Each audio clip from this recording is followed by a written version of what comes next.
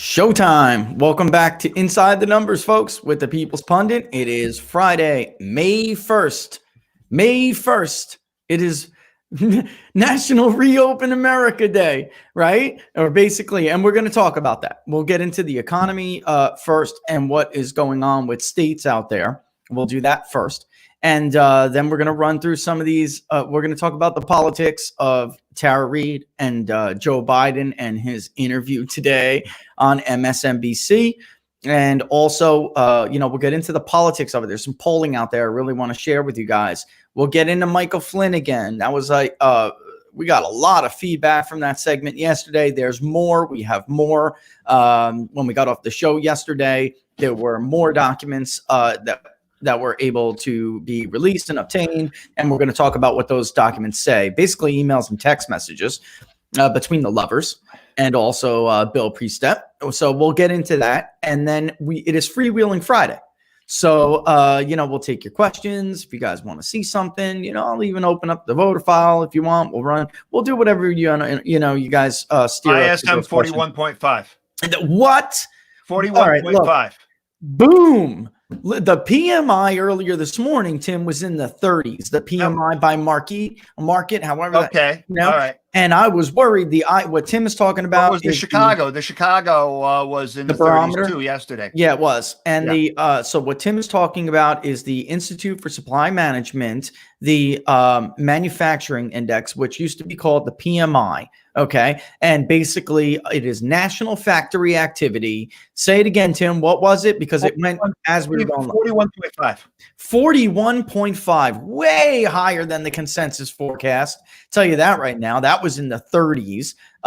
This will be up on People's Pundit Daily later too, folks. That is one of the indicators that we track, that you can, for subscribers, you get to play around and scroll through historical data.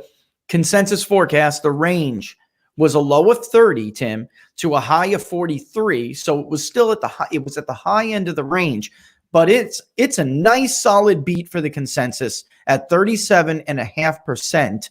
It's a 4-point beat, Tim. We're at 41.5. I'm happy with this number. You know what? The markets, the futures were down today. Why don't you tell everybody what's going on with the markets, and then we'll get back into it, because I can't help but to wonder. Markets move on this number, Tim. Markets move on this number. So the markets are down this morning. They were down a little bit yesterday, I think. But despite that, we had a great month of April, ranging from the Dow being up 11% to NASDAQ being up over 15%. And I think that you just had some profit taking on the last day of the month. You had a little bit of negative pushback from the ECB, and coming into this month, you're having a little bit of a little bit of a sell on the big move that we had in April.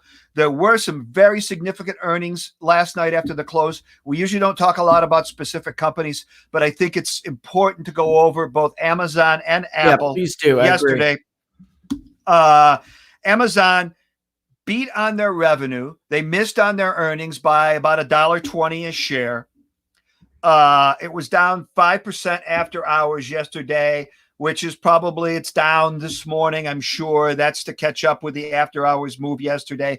Basically, they spent, their spending was way up on infrastructure. Amazon has always been a serial spender. That's actually worked very well for them in the long run. It's like their version of a company, an industrial company spending money on research and development. Right. So Amazon had a huge move up over 2,400. If it pulls back a couple hundred points, it's really not that big of a deal. It had traded in earlier in the year, I think below 1,700 after first hitting 2,000 in the fall of 2019. Clearly, it's been a major beneficiary of people staying at home and ordering stuff online.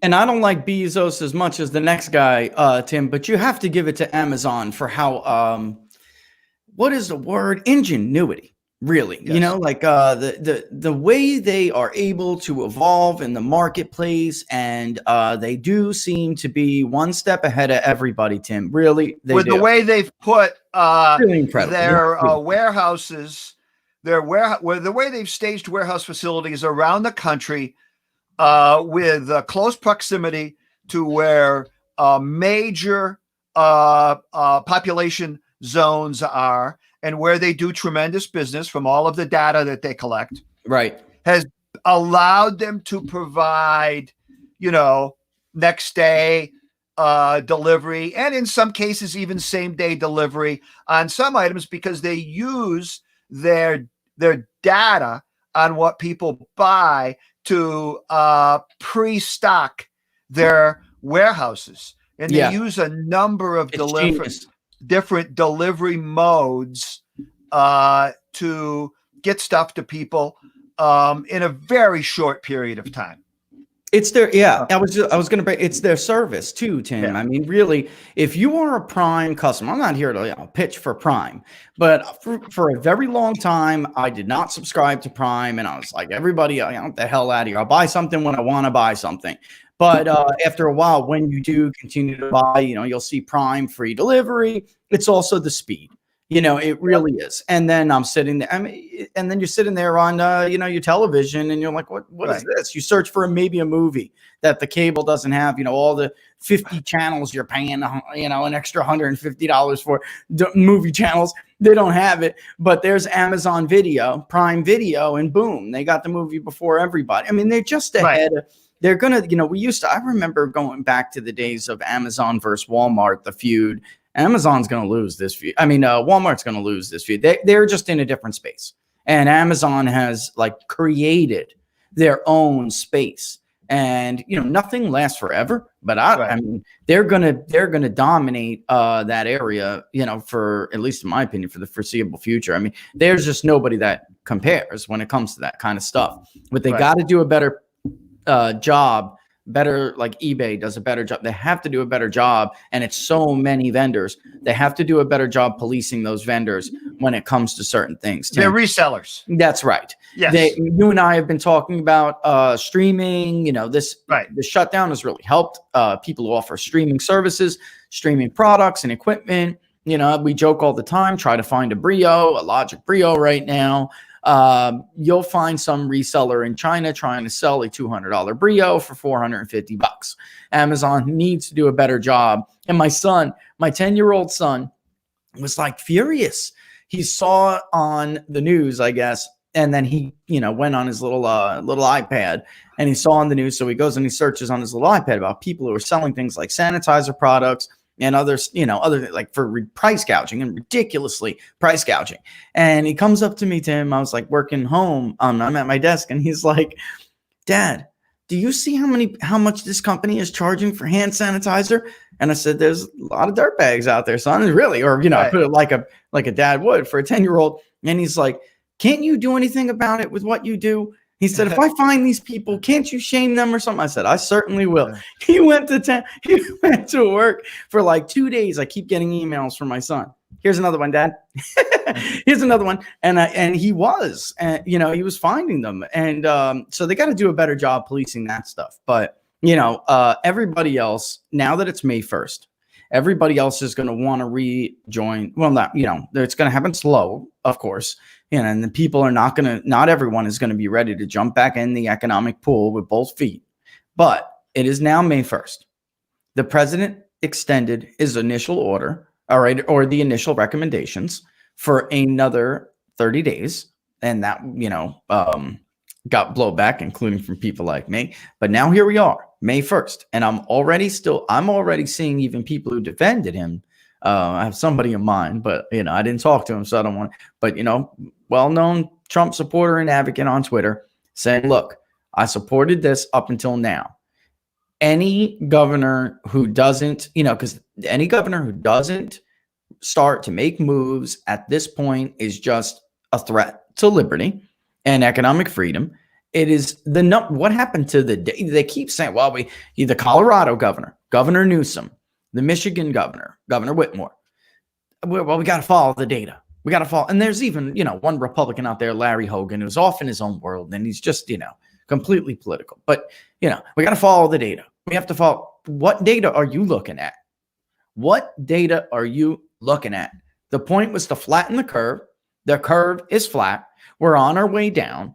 The entire point of this, Tim, was never to stop the spread. It was to slow it, to prevent an overwhelming of our healthcare system. Exactly. But the goalpost keeps moving, Tim. And Right. now it's, a vaccine. These ideas, and you know what? Let me pull it up. This one it's important. Let me pull this up because without demand, we talk about this every day, Tim. Without demand, there's only so much the economy can do, or the markets can do. We have got to get back. All these stories like this are popping up now.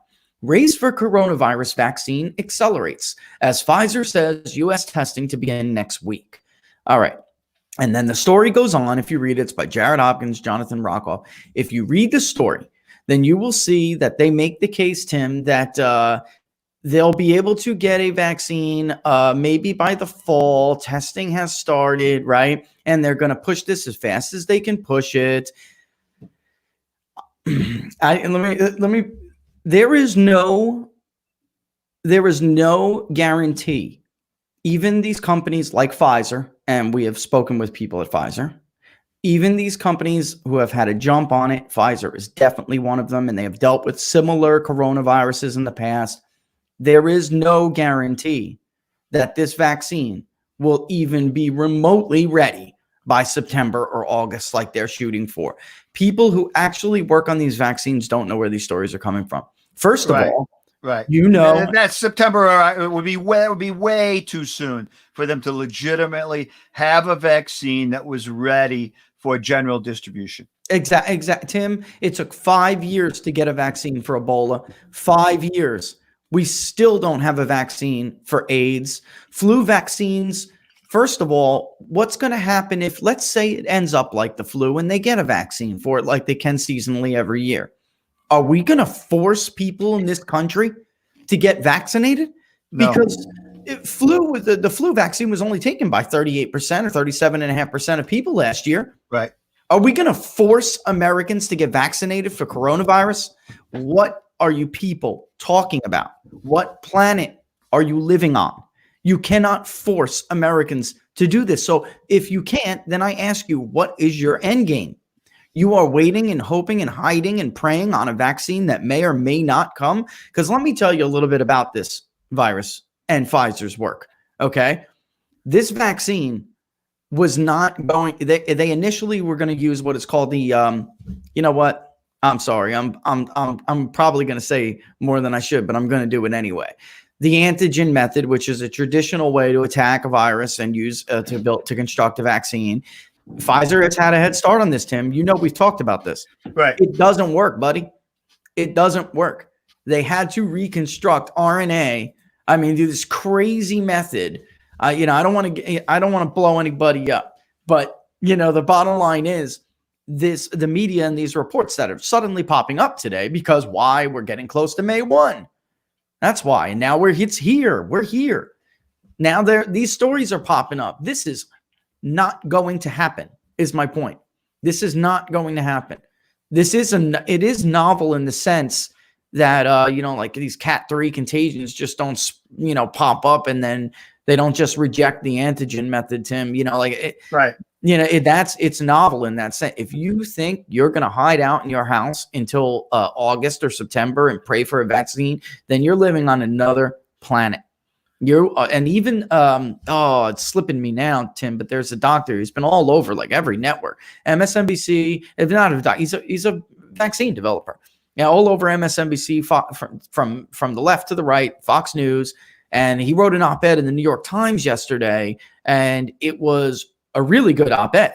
And he was basically saying these articles are not helpful because there's an anti-vaccine lobby that their biggest and strongest talking point is that we're not careful enough and that these vaccines can actually do harm. And right? It's not a left-right thing because the leader, one of the leaders of the anti-vaccine push in Washington, D.C. is Robert Kennedy Jr. Yes, that's that's absolutely true. He has done a lot with that. He has. And I just want, the point I'm trying to make here. I don't know what it is like by you, but today on the road, I think that some, at this point, Americans are starting now. They are starting to come around to this, and it's slow because they injected so much fear. By the way, unfounded fear. The coronavirus is not dangerous to everybody. Okay, folks, that is not true. We have gone over this before. It is dangerous to a certain segment of the population who, if they have comorbidities. Of course, age is the number one, but we are unique in this country, Tim. We have a lot of comorbidities. We do. Obesity is not good with the coronavirus. Smoking, lung issues, things like vaping, our teens with vaping. That's why we actually had 5 younger people under the age of 25. I heard, I don't know what happened with the one age 1 through 4, but I'm sure Dr. Fauci does. And if we were to get that file, we'd find a comorbidity. But there were at least 3, as we understand, that had vaping issues, damage to their lungs or whatever from who knows, CBD and other stuff. But the data is clear. It is not dangerous to everybody. And yet I live in a college city, and these kids are terrified. So it's going to take some time. But this morning in my area, I don't know what it's like by you. In my area, there were a lot of people on the road today. A lot. What's it like by you? You see more and more. Activity. Today was a big jump for us. I mean, really big difference. Yeah. I had to wait. The office is like a few miles away, right. And it takes me all of 2 minutes to get here. It took me 8 minutes to get here today because of the lights and traffic. And that is a big difference, a huge difference. And I just cut through a shopping center, like a strip mall, to get around the last light. But it looks like for the most part that people are at this point, they know it's May 1 and they're starting to come out of their shell a little bit. And that's good because, it takes time for that. Right. All we really need up here for a big break out of that is a little bit of a break in the weather. I mean, we've had just very, very heavy rain for the last 2.5 days on and off.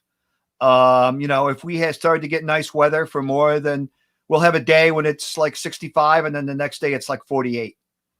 And speaking of what, if we had that maybe this weekend or next week and the next weekend, then you'd just get like a flood of people that would just start ignoring all of the stay-at-home provisions. In fact, the parks in Jersey City a lot of them have reopened.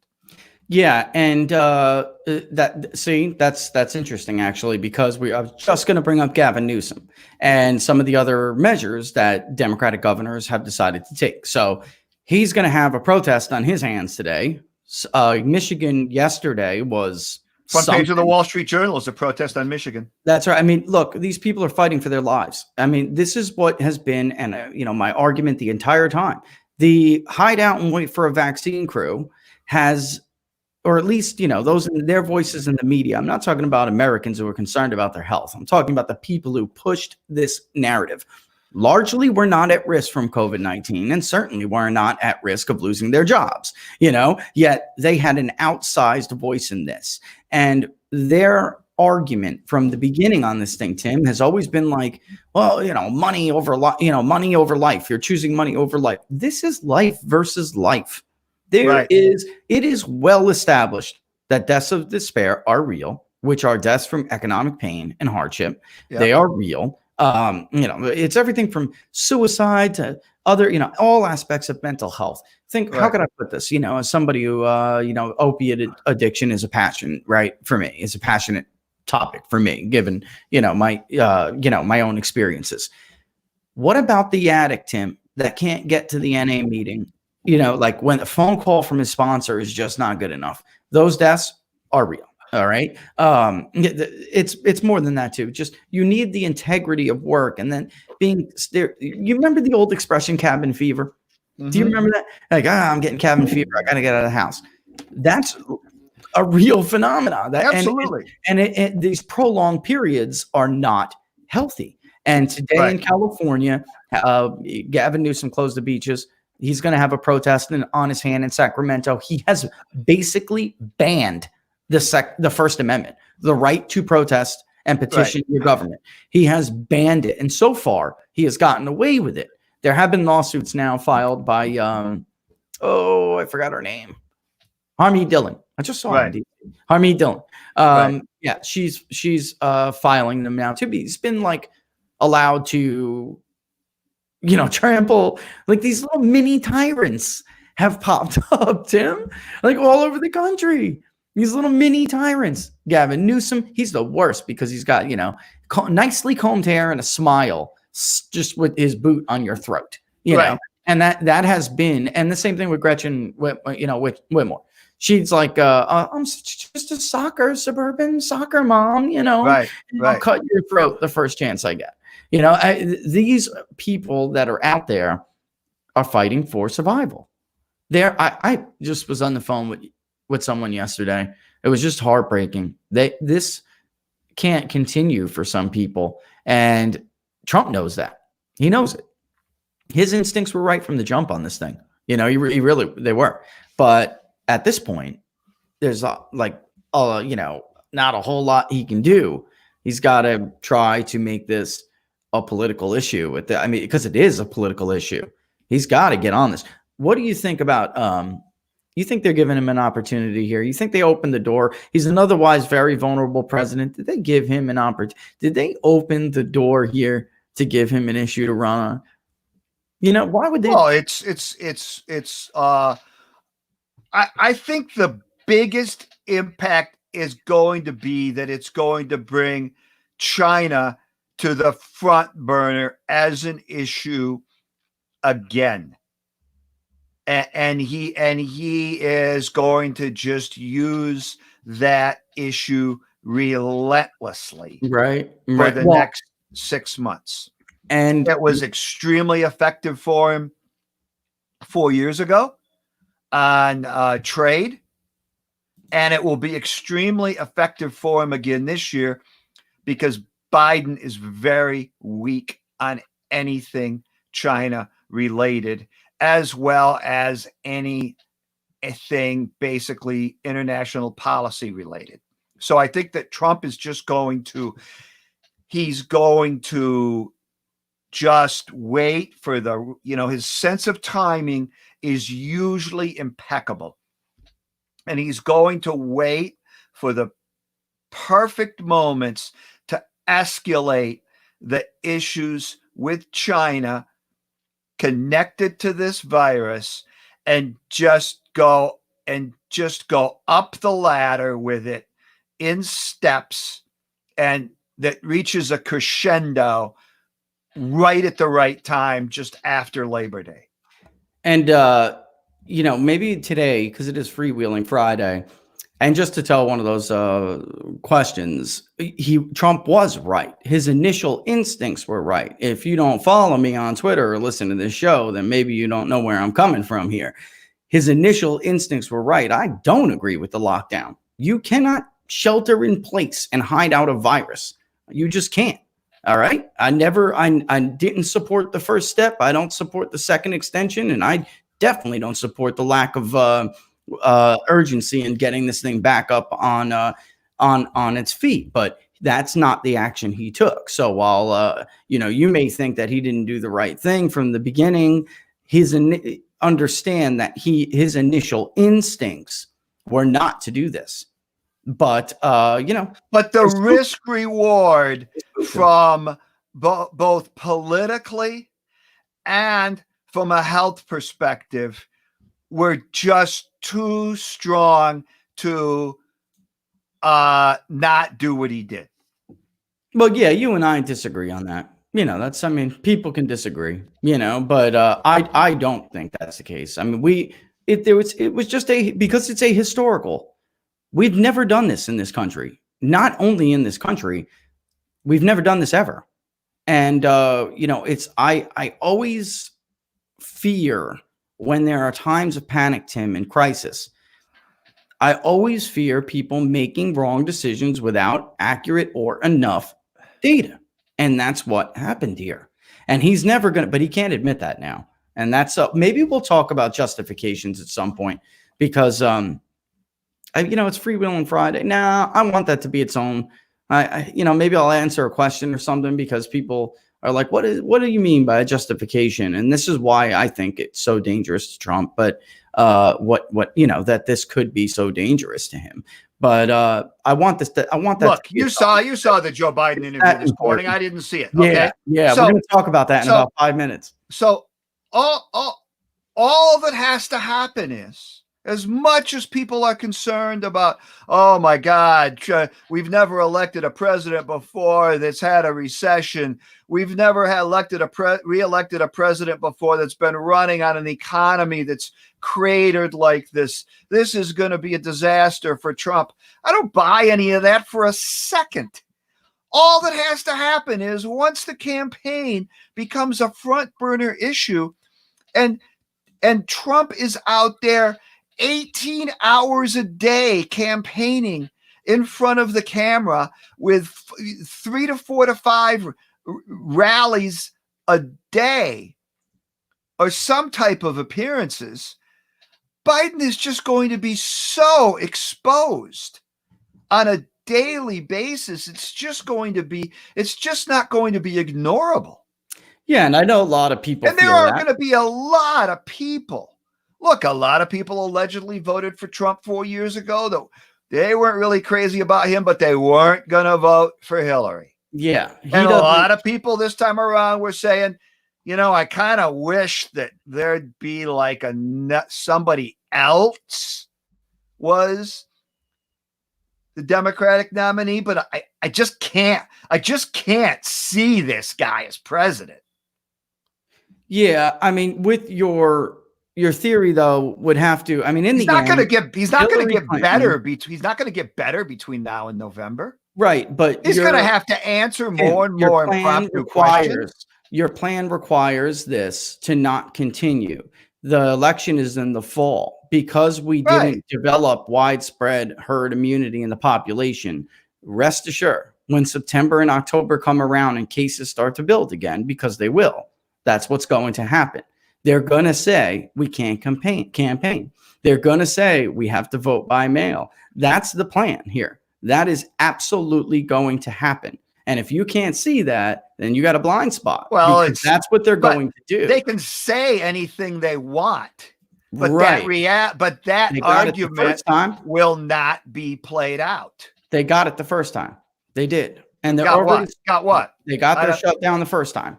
They spooked them enough, and they got their shutdown the first time. And now you already hear Fauci saying, it could be worse come November. It could be worse come the fall. The difference is you're not going to have the same risk to the hospital system being overwhelmed.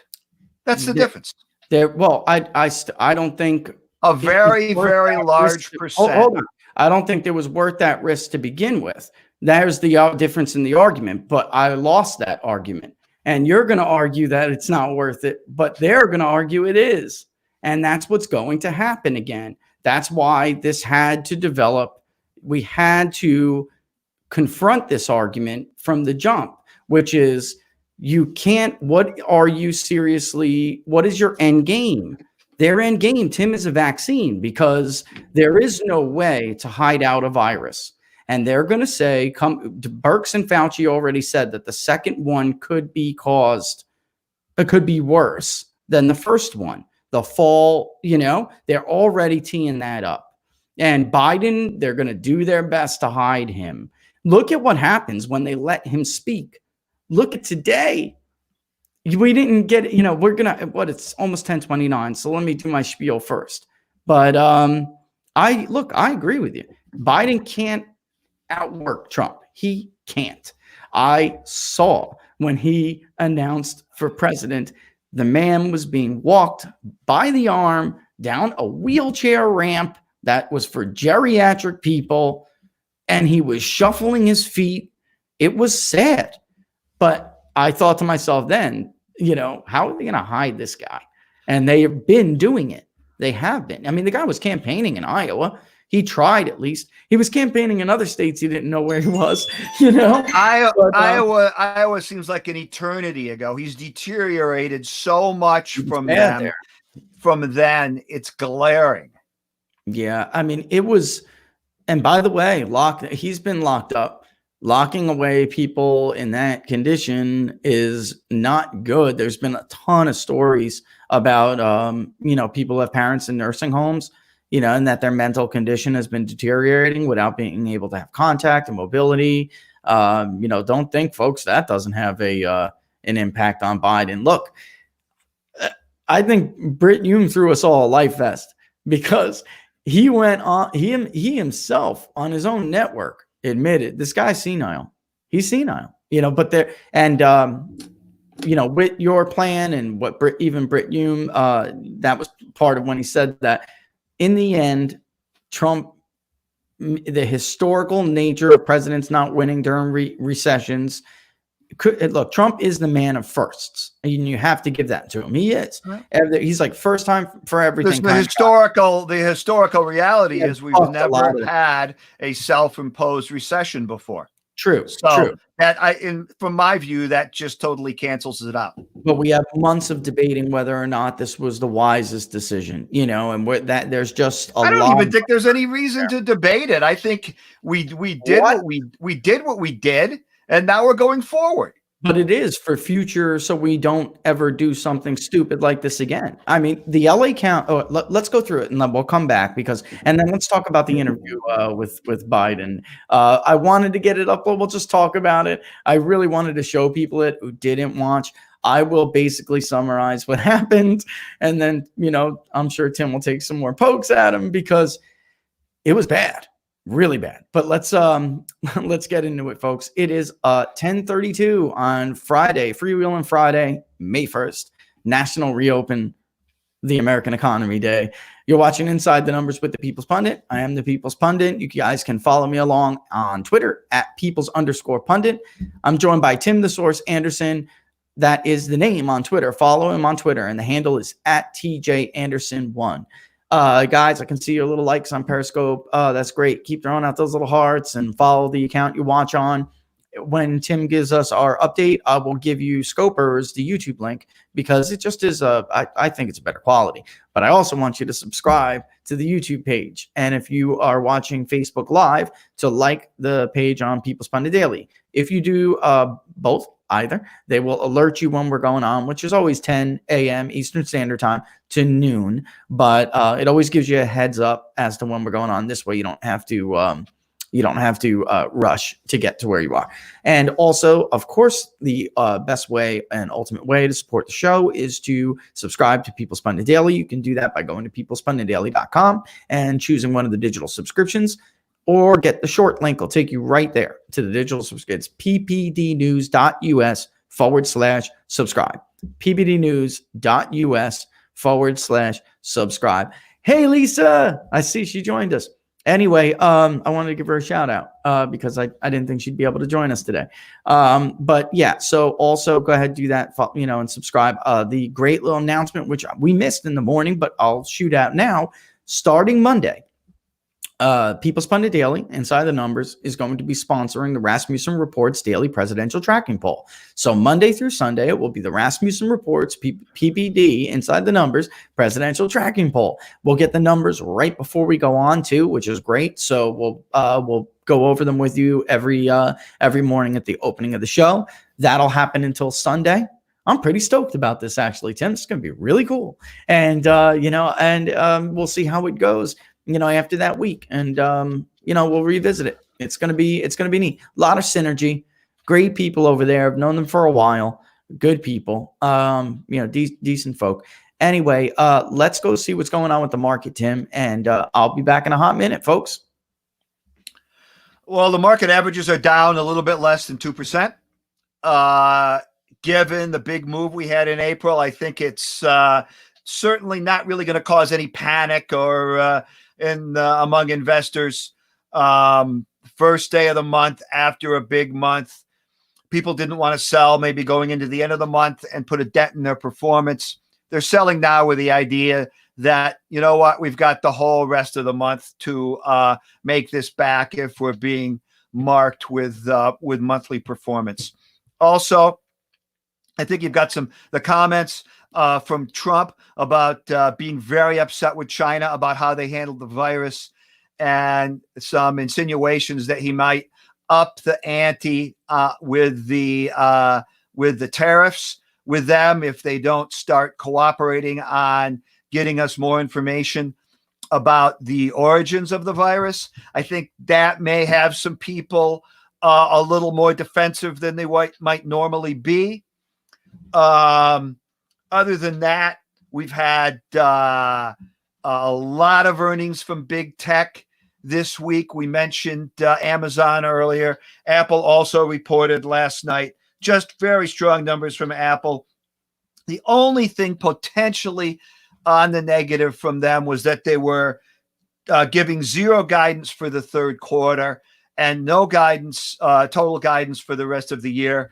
Where I think that's the right thing to do, it does frustrate investors a little bit because they're so used to always having a specific roadmap laid out by companies as to what to expect for the next few quarters.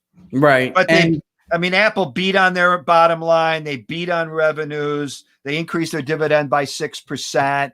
They added to their stock buyback. Clearly, they've got tons and tons of cash. The stock was down a little bit. It's been just traded between gains and losses really since early this morning when it started trading pre-opening.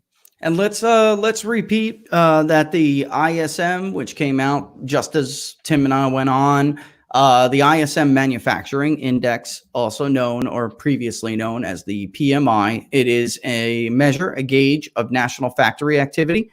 From the ISM is really the bigger mover that as far as the market goes. It's more widely watched. The PMI Manufacturing Index, which Rich, I got to check one thing. Go ahead, bud. Which Peter Lighthizer focuses on sometimes a little bit more. He's made the case in the past to us that this isn't a difference between the two indexes.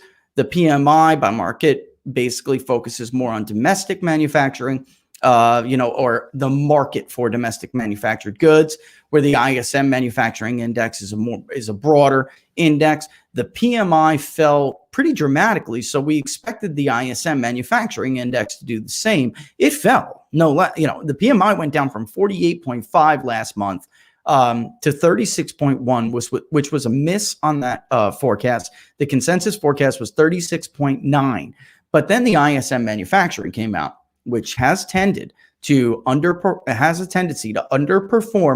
the PMI by market. That one came in at 41.5. It did not break the 30s, which was expected. The consensus was 37.5. The low end of the forecast was 30. The high was 43. So it came in just under that high range of the forecast. I'm happy with that number, even though it's an ugly number and it shouldn't have even happened because this shutdown thing was stupid, but I digress. All right. The idea is it fell from 49.1 to 41.5. If that's what it's going to be for the month of April, then the reason why I say I'm happy is because I expect this to be the ugliest month. If governors do not open their economies, we may have, a different situation, but that's what we got. I was just repeating the ISM. Right. Let's get now into this interview. I'm laughing already, man. Let's get into this interview with Joe Biden on Morning Joe this morning. All right. For those of you who don't know, I'm going to give you a brief overview of what's going on here. Okay. Tara Reade is a former staffer for then Senator Joe Biden, the now presumptive Democratic nominee of the Democratic Party for 2020. She accused him of sexually assaulting her in a congressional hallway in 1993. In interviews with Insider, the New York Times, the Washington Post, and political podcaster Katie Halper. And Katie Halper broke the story. This story broke on Katie Halper's podcast. She gets the credit, even though there are others now jumping on the band doing good reporting. But Katie Halper broke the story. She alleged that she was told, just to paint a picture for you, to meet Joe Biden in what is a semi-private corridor to deliver a duffel bag. When he got there, she alleges, he pushed her up against the wall, reached under her skirt, and did something that I'm not going to repeat. Okay? When she initially told this, she said that she had told her brother, Colin Moulton, and a friend who at the time remained anonymous because he or she feared retribution. She also claimed to tell her mother, which is key. Okay, this is why in some of these, and we'll compare this to, I'll get into some of the other accusations, political, I don't want to call them political, but accusations in the political sphere. Two people immediately did come forward. Colin came forward, her brother, and the friend came forward, but didn't want the media to give their name, so they didn't. That was immediate to corroborate that at the time, Tara Reade did in fact tell them this happened. An archive video, because she did say the other person she said she told was her mother and some other people, but her mother. Her mother is now passed. She's deceased. And the New York Times claims to have done an exhausting dive on this. And, I'm not going to, I already trashed them yesterday. I'm not going to revisit that. But wouldn't you know, somebody did a dive into Larry King's archive. We used to do Larry King Live on CNN. That was a great show. I miss when CNN used to be like that, Tim. I really do. Yeah. I loved Larry King Live. But somebody found an archive of a woman who called in to tell Larry King and his panel about her daughter's problems, in quotes, with a prominent senator. All right. Tara Reade identified that voice as her mother. And that is what is called contemporaneous evidence. This is what has corroboration on that kind of level on some of these decades-old allegations that we've seen in the past against Roy Moore, against Brett Kavanaugh, even against Donald Trump. What many of these accusations have lacked, except for Al Franken, right? Right. That was pretty clear. But what most of these accusations have lacked has been that level of corroboration and that significant or convincing contemporaneous evidence, which, by the way, would be admissible in a court of law. It would. All right. So shortly after, two more sources came forward to corroborate certain details about the claims in an interview with Business Insider. So that was what the neighbor, Tim. I don't want to have to, read the whole story all over again here, but the neighbor and someone else. So it was just building on Joe Biden, and he was trying to ignore this story. The campaign released a carefully tailored statement, but he himself never denied the charge. He never, head on addressed these accusations. Basically, they've been hiding Joe Biden in the bunker and releasing these statements by the way, for reasons, Tim, like you were just saying.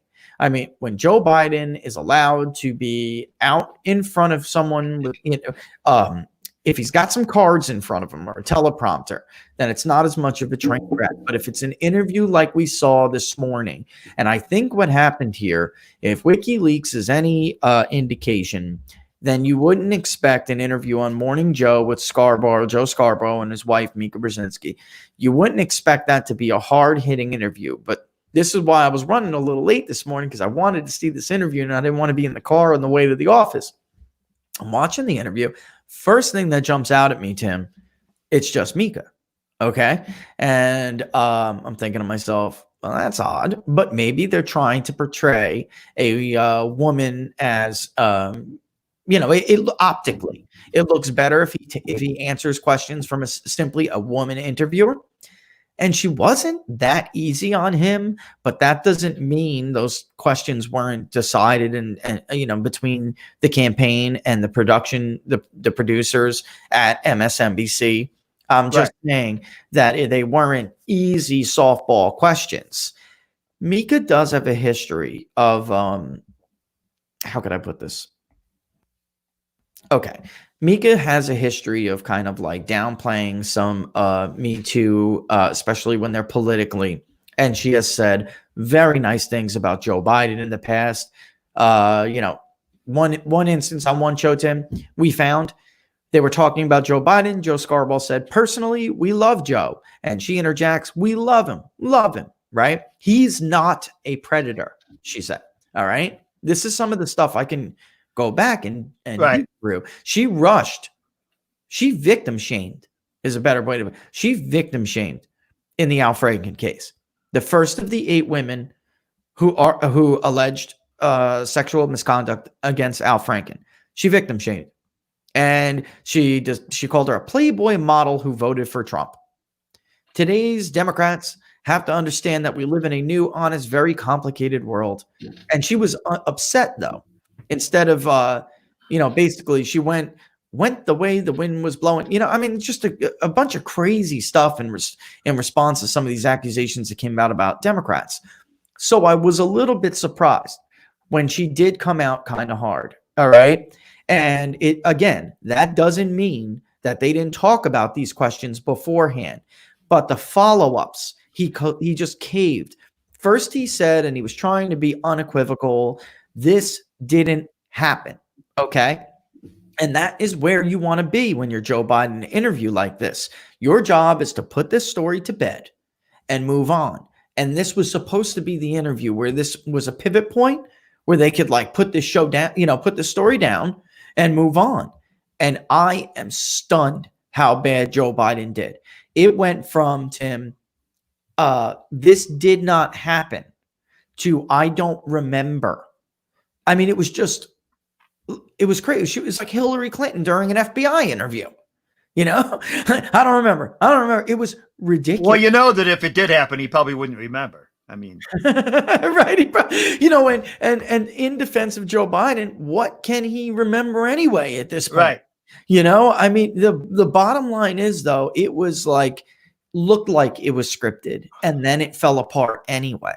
It was worse than when folks, I believe he better hope this interview doesn't receive widespread coverage, which I don't know if it is on other networks, but it was on Fox. I know Fox was taking out parts of it. It's all over the internet. It's all over. Okay. Because it was, I mean, after I saw it, I had to get in the car. I was listening to Fox. I mean, different people will have different clips up depending on, what they want the narrative to be. But still, you can't hide. He can't. He's running for president of the United States. Yeah. He's not going to be able to conveniently hide from the public light for 6 months. This is why he did himself so dirty. Before the interview, he tried to get out in front of it, his campaign. And I got a statement here. All right. I let me scroll down and get it. I had it prepped up and ready to go. He basically said, or it's not him, it's his campaign. It was very carefully tailored. Right. Okay. And it was, that victims deserve to be heard, but then their accusations have to be fully vetted. And he goes on, by the way, to shame news organizations who cover the story in an awful. Responsible news organizations should examine and evaluate the full and growing record of inconsistencies in her story, which has changed repeatedly in both small and big ways. Tim, in truth, the only thing that has ever changed in her story is that the very first time she publicly recounted this, leveled this accusation, she didn't get into such graphic detail as she would later do in other interviews. But she did have No, she hasn't contradicted herself. She's just given more detail. She just gave more detail. It's right. She immediately explained the whole how she was basically set up to be in the private corridor, bring them a duffel bag.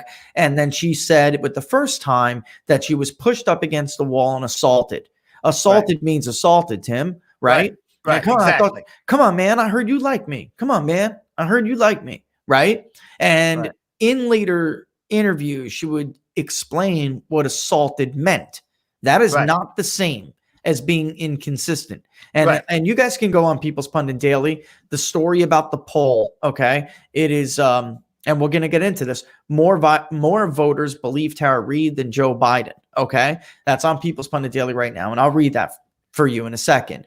It's graphically what she says in that article. I'm just not going to repeat it here. I'm not even comfortable saying it, but bottom line is she explained later in more detail what had happened, Tim. That doesn't mean her saying sexually assaulted. I was sexually assaulted in that corridor.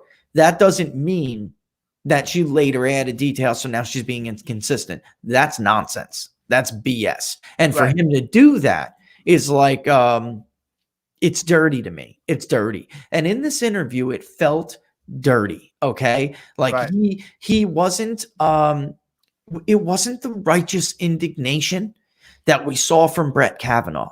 It was very callous and like, I don't understand why you're bothering me with this. It didn't happen. But then when Mika presses and she says, well, then why don't you let the media go and have, tell the University of Delaware to give us the senatorial archives from your time in office, and we'll look through and see, because Tara Reade alleges that she filed a complaint and got no help.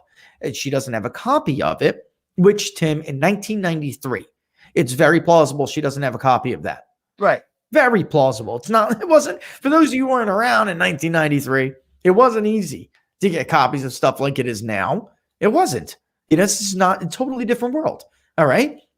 And secondly, what people should know is that Biden was basically saying, I'm not going to let people go into my archives, which, by the way, his appearance contradicts the statement. Let me read you his statement, and then I'll tell you what he said to Mika. But she does have a record of this. She does not have a record of this. The former staffer has said she filed a complaint back in 1993, but she does not have a record of this alleged complaint. The papers from my Senate years that I donated, like he did it, so, not just a nice guy. He donated to the University of Delaware, do not contain personal files. It is the practice of senators to establish a library of personal papers that document their public record, speeches, policy proposals, positions taken, and the writing of bills. There is only one place a complaint of this kind could be: the National Archives. And then they direct everybody to the National Archives. I am requesting that the Secretary of the Senate ask the archives to identify any record of the complaint she alleges she filed and make available to the press any such document. If there was any such document, the record will be there. This is why this is interesting. That's not the position he took when he went on Morning Joe, and Mika asked him, why would he wouldn't instruct the University of Delaware to make the senatorial archives available. He said, it will embarrass him. It will embarrass me. There will be positions I took on policy that my opponents will use to embarrass me. That is what he said. And then he goes on, Tim, to say it'll be taken out of context. It's not that they're bad. It'll be taken out of context. And Mika fired back and said, why don't you just allow a name search of the archives? We're in a different world now, Tim. There's search query machines. You just type in Tara Reade, whatever, and they can go through the archives and limit the search to something like that. He said, it doesn't exist. There's nothing there. And she said, well, if there's nothing there, then why don't you let us do it? Right. And he said, I don't understand. I don't understand what you're getting at. I mean, Tim, it was a train wreck. It was a train wreck. And now they released a statement before he goes on the show. And that is not what he said when he actually got on the show. And then worse, folks, he's pointing everybody to the National Archives. This is why he actually left me with the impression everybody deserves the presumption of innocence. I do not like these political accusations that destroy people's lives without what everybody deserves to be the presumption of innocence and actual due process. But he left a bad taste in my mouth. The way this went down, he left me believing that this may be true. And worse, there's directing in this statement everybody to the National Archives. But weeks ago, Tim, he had a team of political operatives run through the archives at the University of Delaware.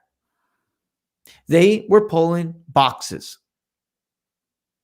Why would they be doing that, Tim? Why on earth what were they looking for? So now people are saying, well, it's possible they removed those papers. They scrubbed them from the archives and they were going to get the hard copies to make sure that that scrub stuck, because they can scrub it from online archives, folks. But if you don't go back into the basement and look through those cardboard boxes, then somebody may find the hard copy of something you scrubbed. I mean, I know it sounds crazy, but I mean, if you don't think this kind of stuff happens in politics, then you're just naive. And the way he's talking about Tara Reade's inconsistencies. His inconsistencies, Tim, he's directing in this carefully tailored statement written by lawyers and campaign consultants. He's directing everyone to the National Archives. He's saying that he's requesting the Secretary of Senate to ask the archives to identify the records, but then he goes on Mika and tells a completely different story. Completely different story. And when she pushes him on it, she says, he said, I don't understand what you're getting at. And he just starts to play, again, the Hillary Clinton FBI interview card. I don't remember. It was bad, man. Right. It was not good. It left me feeling like Joe Biden absolutely has something to hide. And maybe he can't remember, but somewhere in his brain, he's thinking, you know what? I behaved like that back then. Right. I could have done this. I don't remember. Yeah, I have to agree with some of the viewers. I mean, at this point, why I have a dirty feeling? Like, I feel like these records were already scrubbed. I feel like they already went and got the hard copies and took it. And Miss Reade is gonna, be Well, go ahead. What's your thoughts on this here, man? Yeah, I just think that it's just something that is not going to just go away like their campaign has thought that it probably would, until maybe this interview this morning. Yeah. And that was the point of this interview, Right. And there's no way, there's nothing they can do about it. It's going to develop a life of its own. And people in the media, if they want to ignore it and cover it up, they kind of do it at their own peril. Just another shot to their credibility. Right. Well, look, last night, like I said, we got some polling on this. There's a lot of undecided people who just don't know what to believe. And, after this interview, a lot of people aren't even familiar with the story, probably. Right. They're just maybe starting to hear about it now. Right. Actually, that's interesting, too, because the poll does ask how closely people are following it. Among people, well, let me get into the results, right? So 34% of likely voters, believe the accusation. Only 24% believe Joe Biden. So 34% believe Tara Reade, 24% believe Joe Biden. 4 in 10, about 4 in 10, or about 4, sizable, 41%. They are undecided. They just simply don't know. All right. 62% of likely voters say they have been following the stories about the allegation, but only 26% have been following this story very closely. Only 26%. Right. That might have something to do with the media blackout. I'm sure it does, which is a stark contrast to the 24/7 speculative coverage given to the crazy, uncorroborated accusations against U.S. Supreme Court Justice Brett Kavanaugh. Again, and that's something else they talked about in his interview. He said that Christine Blasey Ford was credible and that this isn't. There were corroborating evidence for Christine Blasey Ford. There isn't here. That's what he told Mika. Of course, that is absolutely backward. Not only was there not any corroboration for her accusations, Tim, there was evidence against her accusations. All right. I mean, not only so this gives the Trump campaign 5 months to craft this story, assert any way that fits, and then attack with it when the time is right. 5 months. They're going to have to tell that. This will fester for 5 months. Unless the only way I can see it doesn't is if she was to like recant. I mean, that's the position they've put themselves in.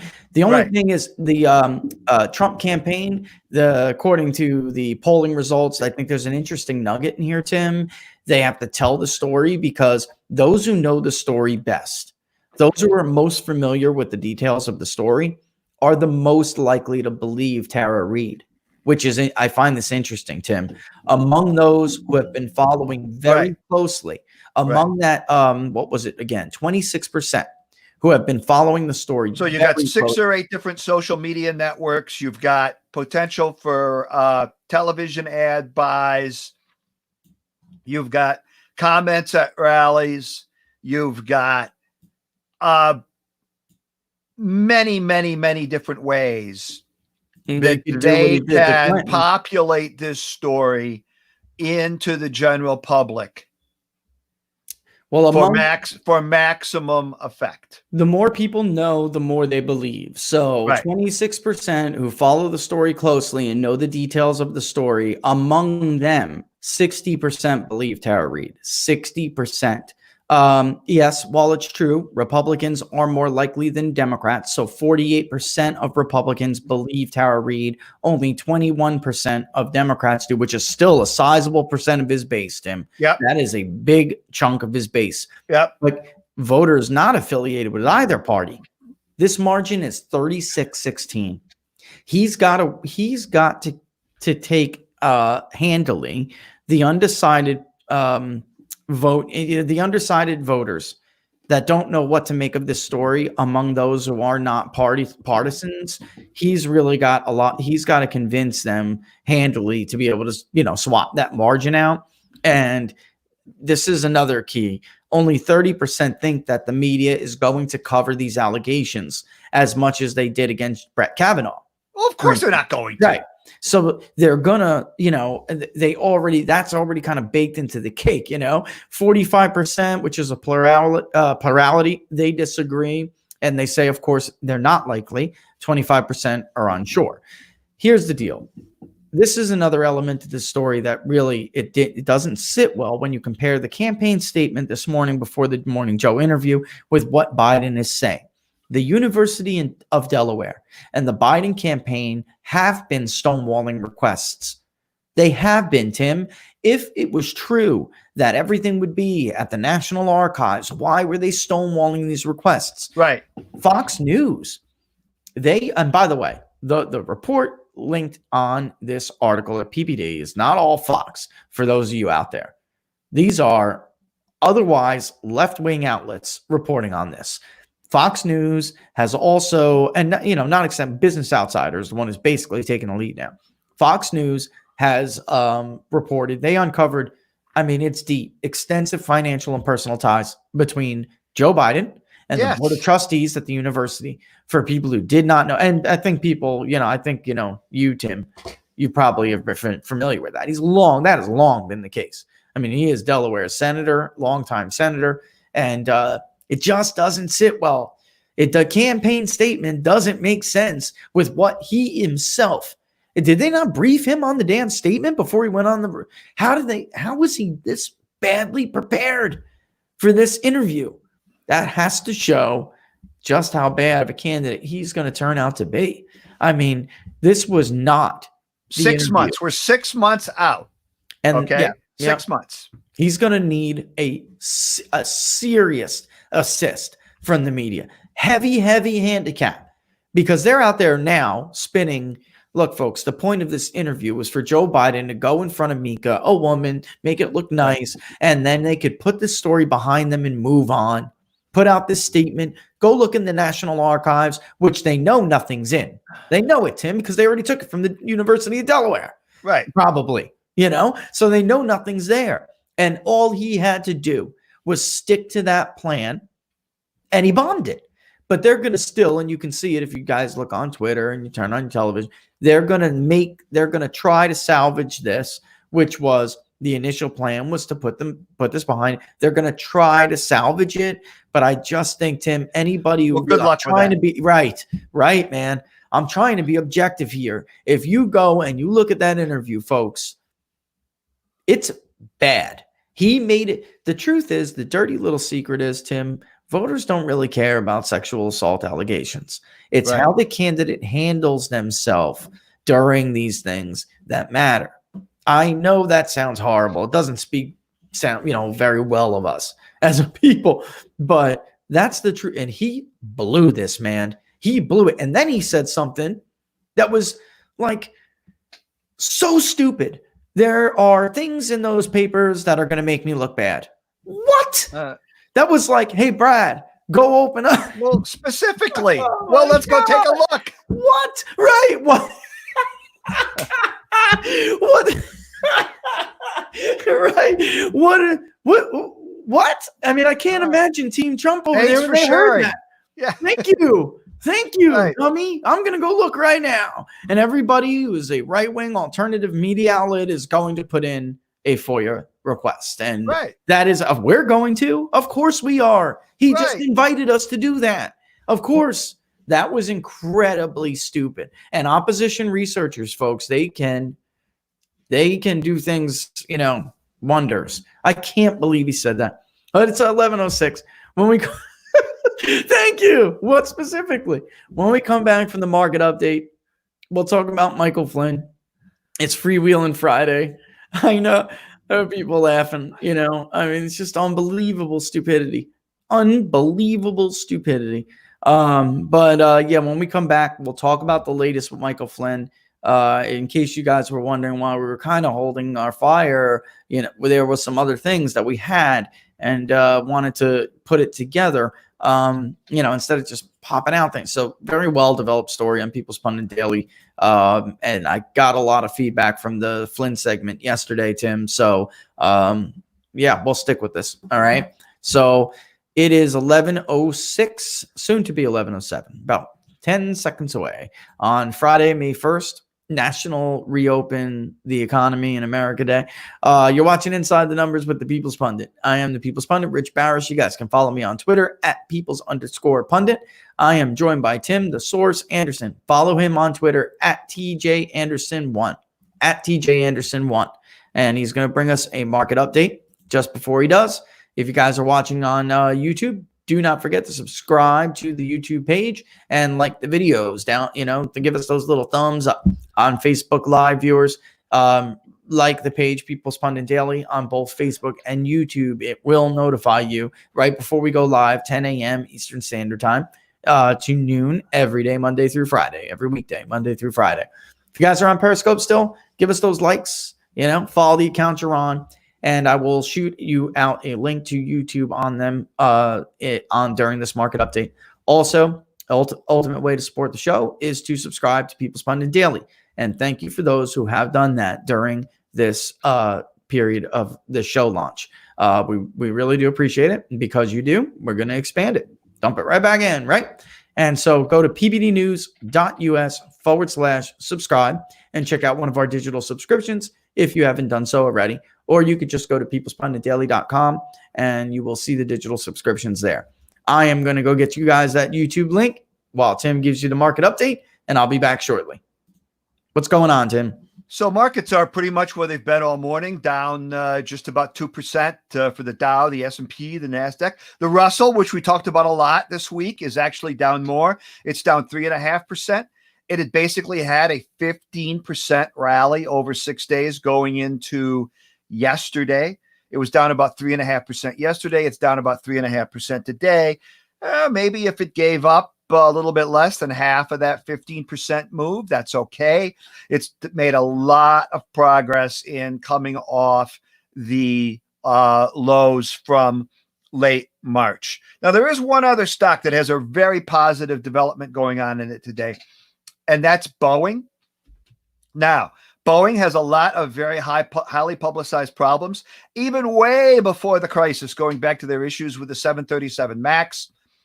But what Boeing has done this morning is that they have done a $25 billion bond offering to raise capital. And what's significant about this is it means that they will very likely not be taking government money. Okay. Now the airlines have taken some government money. They're going to the government's going to get some warrants up to 1% of the total equity value of each of the airlines that's participating in that. Boeing has a very strong, long term culture of not wanting to take government money or not wanting to look like they do anything that would represent the government having some control or some serious oversight well beyond what the FAA does into how the company is managed from a capital and financial perspective in terms of paying executives, potentially buying back stock and having to get approval to raise their dividend. Boeing's one big competitor on the planet, obviously, is Airbus. Airbus is clearly subsidized by the French government. They bought into the whole socialism thing decades and decades ago, shortly after World War II. And Boeing wants to stay completely differentiated from Airbus as being a private company with minimal government oversight, aside from, of course, everything that the FAA does and should be doing to making sure that their planes are safe. So I think it's very significant that even though Boeing said it very early in the process, it might be open to some government assistance, they then backtracked on that. They looked toward any avenue they possibly could to avoid it, given that it would likely come with additional government financial oversight. And they're doing a $25 billion bond offering to raise some capital to get around that. Right. And so with these losses today, Tim, what are we looking like for the week? Let's say, always those final 2 hours between, starting at really 2:00 or so, we're not on while it happens. So, anything. Look, I think the weekly numbers are going to be skewed because you had the last day of the month. Right. Okay. Now and then you had the first day of a new month right at the end of the week. Okay. So I think the headlines are over the weekend are not going to be what the market did this week, but what the market did in April. Right. And the Dow and the S&P 500 have had their best month since January 1987. Okay, that's 33 years ago. All right. So to break it down a little bit more, the NASDAQ was up 15% this month, led by big tech and anything that supports internet delivery, streaming businesses, et cetera, et cetera, et cetera. For a few years, we were calling them FANG stocks. Right. Okay. The Dow was up 11% for the month. The S&P was up 12.7%. The Russell 2000 up 13.7%. So now if you were to look at what those stocks have done from the decline, they had a big decline, obviously, from mid-February down to March 23, the NASDAQ a few days earlier that week. And they've gotten back a lot of that coming into today. The NASDAQ has clearly led the charge on the way up. The NASDAQ lost almost 2,000 points on the way down. Actually, almost 3,000 points on the way down. They had gained 68% of that decline back from the February highs to the lows on March 23. The NASDAQ has gotten back 68% of that point decline. The Dow had gotten back 52%. The S&P 500, 59%. The Russell had trailed significantly. It gotten back about 45%. The Russell clearly is a lot of stocks that don't have the immediate potential access to capital market funding venues that a lot of other bigger public companies would have. So it's understanding that they're always the companies that are going to get hit the most if you go into a recession. And they're always the companies that if you go into a very, very strong growth period might outperform a little bit. I got to add this, Tim, because I'm a bit stunned. But I'm happy, really happy. Construction data also came out. It got Yes. eclipsed by the Institute for Supply Management's PMI, their National Factory Index. Yet another indicator. It was up 0.9% in March. Unbelievable, my man. Which includes, obviously, the month of March includes the 2 weeks when we had the initial 15-day shelter-in-place guidelines, when just about everything, including construction sites, were shut down. Right. And that's right. Some construction sites weren't, I understand, until April. But eventually they got to most of them. Then the consensus range. So the forecasts were ranging from a low of negative 5.8 to a high of negative 2.0. So this is a big beat. For those who don't follow this report, construction doesn't move that, a negative 5.8 would be a big blow. It takes months to tack on gains that are 6%. It could be annual gains of 6%. I mean, right now the year over year is 4.7, and that includes a prior month that really was bad. It was revised to negative 2.5. So it looks like some of that, even with the mitigation efforts in the latter part of the month, it looks like some of that kind of carried over into the first couple weeks from the prior month. Maybe some of that carried over and it offset, which means it would have been a pretty nice month. So we'll just have to see what's going to happen in April. But then something like construction, it was doing so well that I actually do, I'm a little bit more bullish on construction than some other indicators, but I didn't even expect a gain of 0.9. That's great.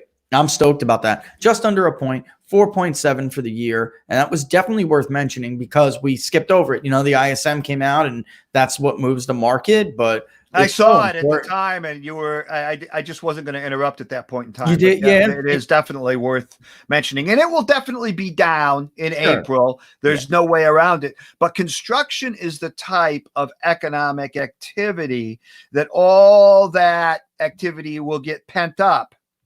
And when we come back, it will, everything that we lost in late March and April will take place and then some. Yeah. Where you can't replace where the restaurants and the can't really replace all of the busy Friday and Saturday and Thursday nights that they would have had we not been in shutdown.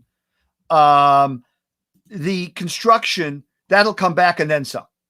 Yeah. So, and basically, again, I just think it's important that that's a shock of a number. Nobody expected a gain. And when we get it on PPD later, that is yet another indicator. When we get it on PPD later, folks, I will basically, maybe we'll have time to go over this. I didn't have time to look at it going on the show this morning, but it's broken up by total public, total private, stuff like that. So we'll know a little bit more when we get into it later, but you'll be able to see it if you want for yourself.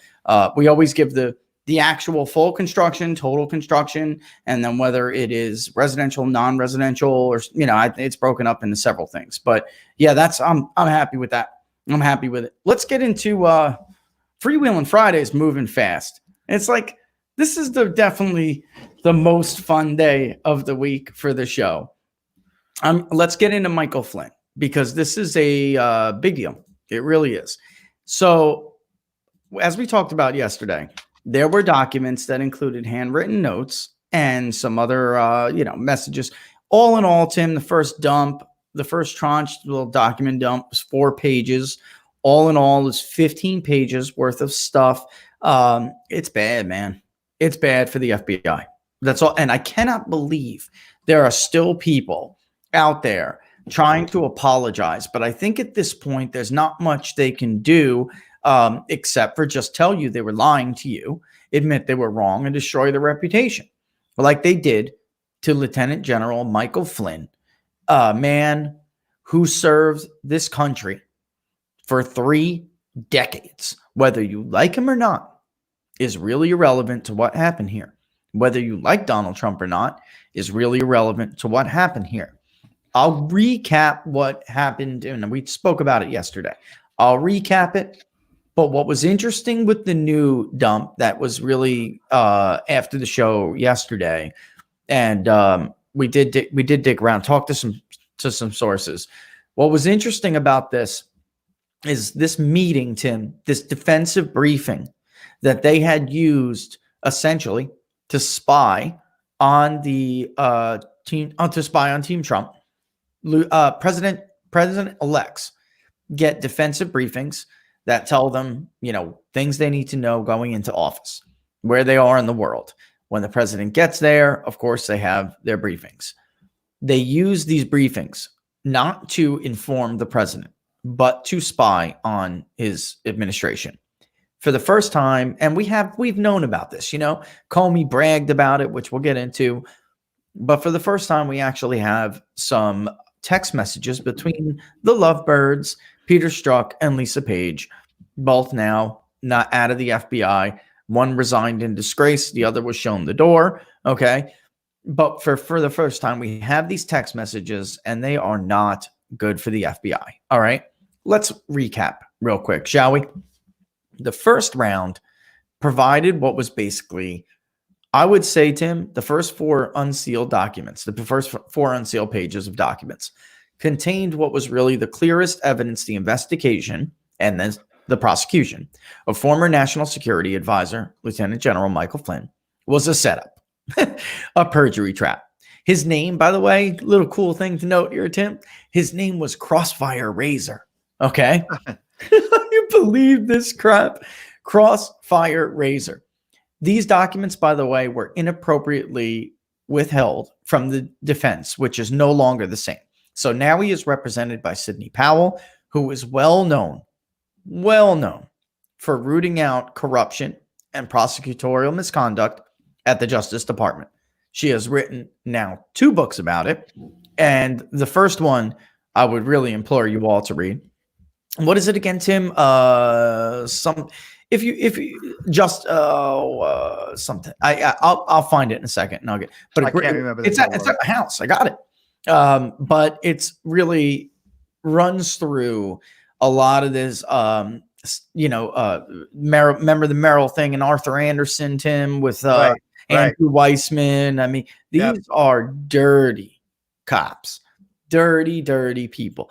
I don't think anybody in the history of federal prosecutions has been slapped by the Supreme Court the way Andrew Weissman was slapped in the Arthur Anderson case.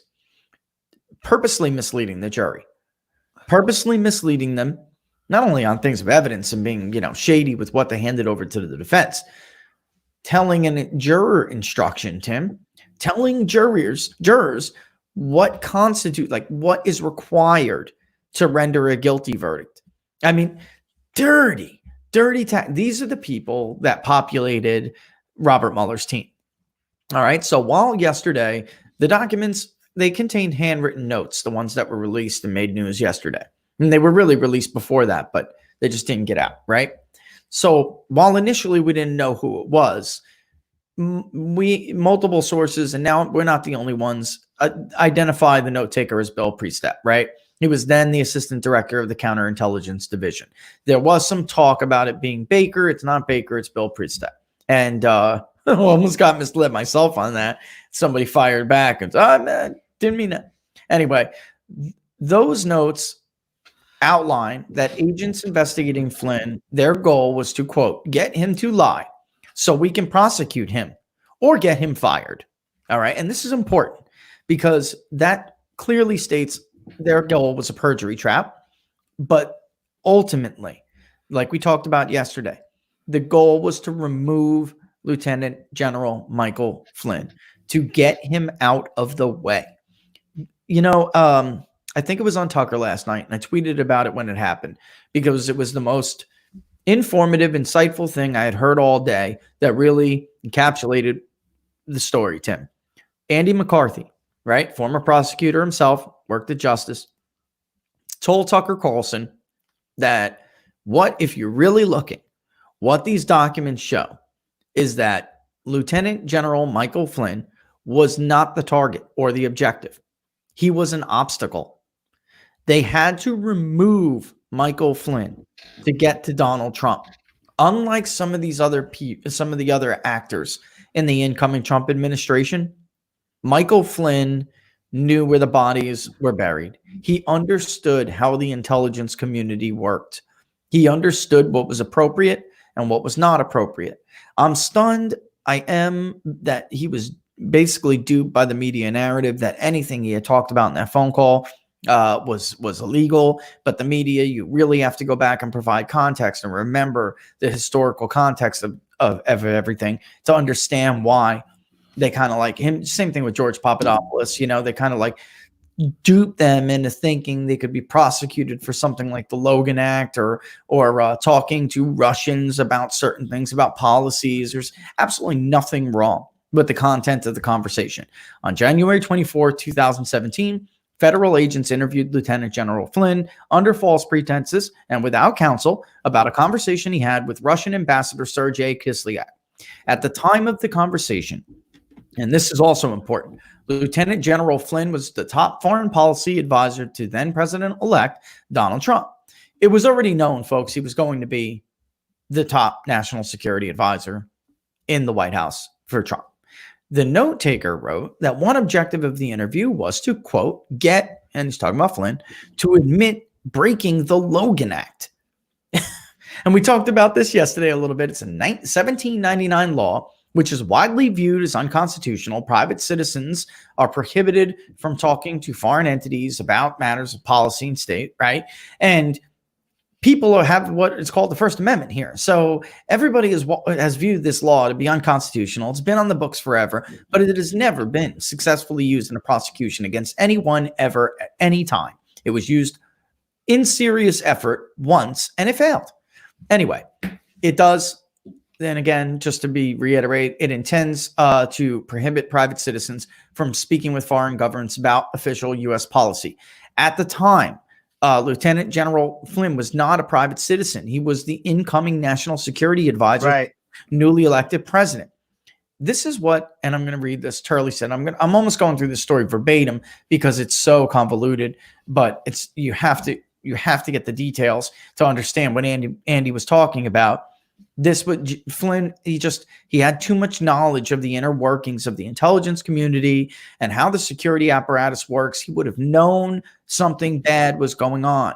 He had to be removed. Quote, I have been a criminal defense attorney for decades. I have seen abusive tactics. However, this is one of the most thuggish records I have seen. This is famed liberal attorney Jonathan Turley. This is what he said after he reviewed the documents. Most concerning is that they were trying to create a crime, not investigating a crime. The use of the Logan Act only highlights that bias, right? The Logan Act was never serious, folks. I'm not going to go into the rant like I did yesterday. You can watch the show from yesterday. Don't think for a second the media didn't know this was a bogus narrative. Of course they did. They were in on this. In on it. Transcripts of the intercepted phone call were leaked to Washington Post columnist David Ignatius, who kicked off the narrative that Lieutenant General Flynn was a traitor who violated the Logan Act. By the way, Tim, it was never made clear to us exactly how they got that transcript, right? Now we know that those FISA applications were illegal. And for those who don't know how FISA works, like, again, I explained yesterday, getting a FISA warrant on Carter Page, getting a FISA warrant on George Papadopoulos, whatever. These are peripheral advisors. But when you get a FISA warrant, you get 3 degrees of separation. So you get Donald Trump. You get Michael Flynn. The bottom line is he was in December. He was outside of the country, Tim, with his wife on vacation. So how did they, right? I mean, think about it, folks. Where did they get the transcripts? Right? So probably illegal FISA warrants. Now we know from the IG report, Tim, they never follow the Woods procedures. They almost never do. I mean, I don't want to drag that article up, but he randomly picks stuff to look at. They just look at what they want to look at. And this is why I always thought this was a horrible story, Tim. No matter who Donald Trump, it really doesn't matter. We have spoken for stories with companies who have partnered with the government, and they use FISA to do horrible things. They allege they take intellectual property from them. They abuse FISA. These are companies that the federal government, the FBI, other defense and the DOD, that they work with them in partnerships, and they used FISA to skirt the need for that company and grab their intellectual property because maybe they want a software program and they just don't feel like paying the company for it. So they use FISA and they figure it out, man. And this has been rampant. This program, the Foreign Intelligence Surveillance Act, has been corrupt for a very long time. You were never going to be able to rely on these people when there's nobody there in the court, in the FISC. There's nobody there to defend the person who is the subject of the target of the FISA warrant. There is no one there to defend them and argue their case. This is just the first time that we know of that they decided to weaponize it and use it against a political opponent. I mean, that is the real danger here, Tim. You know what I mean? Yep. That is the real danger here. I would be furious if this happened to Joe Biden, if it happened to Barack Obama. Anyway, let's keep reading because we're getting close. It's running out here. And we will get to your questions. Tim, you got a good one, by the way, about the Dow, but we'll circle back. We will leave time for your questions. The agents who conducted the interview initially stated they believed that he told them the truth. However, and he made an error, but that doesn't mean he was intentionally lying. And that's not what the statute calls for. Okay. However, Special Counsel Robert Mueller still charged Lieutenant General Flynn with, quote, willfully and knowingly making false statements to federal investigators in late 2017. That is the Martha Stewart. What do they call it? The Martha Stewart crime, right, Tim? Right. She lied. Comey nailed her to the wall because she, in an email, responded incorrectly about something that was very stupid, and they pegged her for lying to federal agents. It essentially is perjury. It's the same thing as kind of like perjury, and it's a process crime, and they nailed her to the wall over it, so people call it the Martha Stewart offense or whatever. Special Prosecutor Mueller and his team, which, if you did not, click on the link right there that you see on, composed of Democrats and Democratic supporters with a long history of prosecutorial misconduct. If you read that article, you will see not only were these leftist attorneys who hated Donald Trump, who donated to Donald Trump's opposition, who donated to Democratic candidates for a long time, put that aside. People are even allowed to have their views, but it was coupled with the fact that a lot of these people are known rogue prosecutors who have been slapped by courts for doing things that are wrong. Anyway, Mueller and his team leaned on Lieutenant General Flynn to accept the plea deal. That included threatening his son with prosecution. The family was forced to sell their home to fund a defense, which was not a good defense. And that is what he's arguing now, that he did not have a competent defense and that evidence was hidden from him, which in fact it was, because what we're getting now is coming from Sidney Powell. Flynn, the former director of national intelligence under Barack Obama, who hated Flynn, like Tim talked about yesterday, McCabe hated Flynn, has withdrawn his plea, his initial plea. He's now represented by Sidney Powell, again, a defense lawyer known for fighting corruption and prosecutorial misconduct at the DOJ. He is fighting for the case to be dismissed. Emmett Sullivan is green-lighting the release of this stuff. This stuff should have been in the hands of Michael Flynn's defense team, a lot of it, back when this case was initially being adjudicated. But they didn't give it to them. These are documents that we have been told, by the way, Christopher Wray and Dana Puente have been fighting to keep out of the hands of everyone for all of this time. These are some of these documents that they just did not want to get out. She noted, Ms. Powell noted after the release of the 15 documents that it wasn't the end of the paper trail, damning to the FBI. Indeed, it was not. Newly unsealed documents contain text messages that referred to the original 302 interview. A 302 is what that's FBI speak for the record of the interview. Tim was talking about this yesterday. They notoriously rely on little jotted notes. All right. The 302, after the FBI agents are done conducting an interview, is taken and then, submitted, put in a file. The original 302 went missing, and then it was altered. Okay. And a lot of people already had dug up this information, but this is the first reference we've seen between the lovebirds, Lisa Page and Peter Strzok. Well, this is the first time we've seen an exchange about it. And they actually, Tim, in these text messages, they actually insinuate the document was altered. It's amazing. Anyway, Mr. Strzok was fired from the FBI. His extramarital lover, Miss Page, resigned in disgrace, along with Jim Baker, who is now apparently cooperating with authorities, according to multiple sources and reports. As we previously did report, another key thing here, Tim, U.S. District Court Judge Rudolph Contreras. He was the initial judge who presided over the case against Michael Flynn. He knew Peter Strzok. They had a personal relationship. And if you click on that link, you will see other text messages and emails between Miss Page and Peter Strzok about how, how they know each other. And they're discussing, did you know he was on the FISC? He was a FISC judge, Tim. Right. He was on the FISC. So when we wonder if the Foreign Intelligence Surveillance Court was in on this, I mean, this is like so dirty. You can't, they were personal. They had a personal relationship, bottom line. They're talking about parties they saw each other at, little pinky in the air, upper crust parties. It's definitely an unethical conflict of interest. But anyway, it's clear from an earlier batch of text messages, they were only discovered after he recused himself, came out of the blue. Nobody knew why. And the reason is, same time roundabout that Strzok, he was working for Robert Mueller initially. He was canned.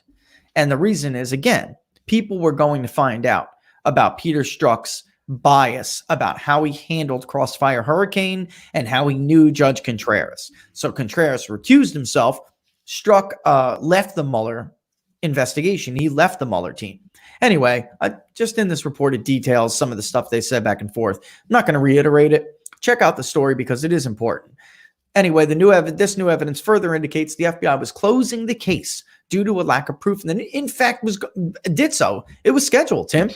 Right. And then Peter Strzok told them not to do it. It also deals another blow to the now debunked Russia collusion conspiracy theory as a pretext for investigating the former national security advisor. We have a case on Flynn and Russians. That's what Priestep jotted in the initial round of documents that was unsealed and obtained last week and obtained this week. Our goal is to resolve the case, right? Is to resolve case. However, this new email evidence, Tim, flatly states in caps, no derogatory information on him. And this is a bit of a summary here because it's redacted, but we know it says DNI and we know it says CIA. It is redacted. But what they're doing, folks, is checking the files from the intelligence community on Michael Flynn to see if they can find anything to tie him to the Russians. This is called exculpatory evidence. They knew there was nothing in those files, Tim. They knew it, and they kept going anyway. And all right, let's do our break there. We'll circle back and wrap up the story and take questions, okay? Or what do you think? I should just plow through this real quick. But then, yeah, let me plow through it, and then so we can answer questions. An email from Strzok to Priestep dated January 21st of 2017. That's only days before the ambush interview happened with Lieutenant General Flynn. Details how the defensive briefing for an incoming president was used to spy on the advisor and members of the campaign. Crossfire Razor, remember, provided defensive briefing to him about Crosswind and redacted, put him on notice and see what he does with that. If that's not possible, then continue to monitor. We need to discuss what happens if DOJ directs us or directly tells us or Pence here. They're saying what Pence or anyone else about specific, this is redacted, specifically WRT, what we need to do under light defensive briefing pretext, unless the White House specifically directs us not to crosswind, redacted. All right. This is the first time we've seen in black and white direct evidence that they were using that defensive briefing to spy on Flynn and really, by extension, Team Trump. They needed Flynn out of the way. James Comey would later brag about this. It's something I wouldn't have got away with in a more organized administration. And I thought it's early enough. Let's just send a couple guys over there. You guys remember that from December of 2018? He joked about it. Anyway, they do talk about George Papadopoulos too, Tim, who they call Crossfire Typhoon. So ridiculous. Anyway, Barr appointed Durham in Connecticut to investigate this. In October, Durham expanded it. And that leads up, by the way, when they expanded it, Tim, the timeline really grew. It grew all the way up to when Rosenstein signed those FISA warrants, which we now know were illegal. Okay. And recently, Bill Barr, I'm going to close it out with this. Bill Barr recently said in an interview with Laura Ingraham that the evidence that Durham has uncovered shows we're not just dealing with mistakes and sloppiness, and adding that it was a travesty of historic proportions intended to sabotage the presidency. All right, so I'm going to leave it there, Tim. Let's do the market update, and then we'll take some questions. How's that sound? Yeah, the market's pretty much where it was, maybe just a touch lower. Dow, S&P down 2 to 2.25%. NASDAQ about the same. I don't expect a tremendous amount of movement going into the bell, but it's 4.5 hours away, so you never know. Kind of the Friday at the end of an action-packed week, first day of the month. I don't think too many investors are going to be rattled by a 2% decline after the move we had in April. Wow, Tim, you got a great question. And maybe I'll pop back out so you can just answer it. But here, I'll put it up. Is Texas's recovery going to be suppressed with the fall of oil prices? That's a great question. Go ahead. It will definitely be impacted because there will be